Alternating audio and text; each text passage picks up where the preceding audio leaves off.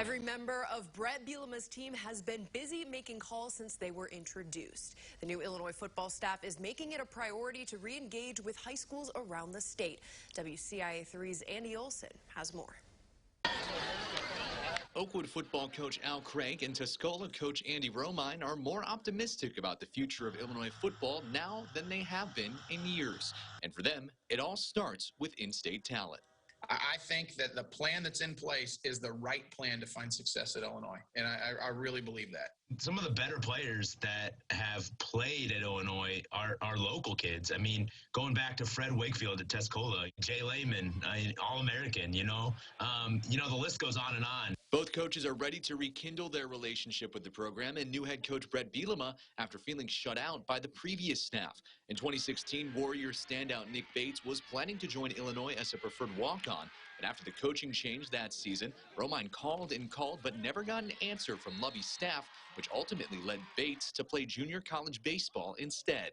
I think the fact that what had happened with our previous kid and the lack of communication kind of left a sour taste in everybody's mouth. I thought we would be welcomed more into the program, and my time as an assistant and even a head coach, like that never really happened.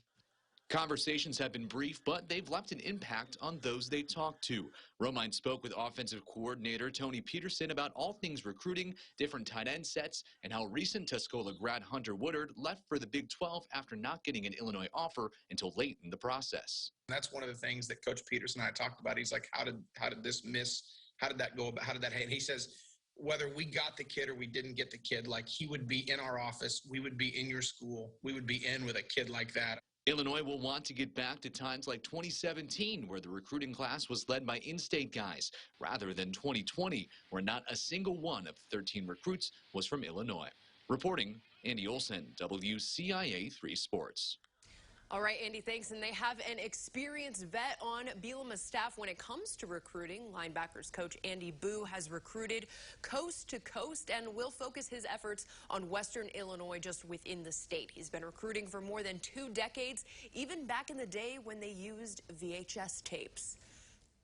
You know, you had to track down the coach or the mom or the uncle or the aunt, that had the VHS tape. But the recruiting part doesn't change. It's all about relationships, and it's finding the right fit for the school, that really makes the magic in recruiting. We're not asking guys to be somebody that they're not. We're just asking them to do their role exceptionally well. And if we can get everybody doing that, I think we could be really successful.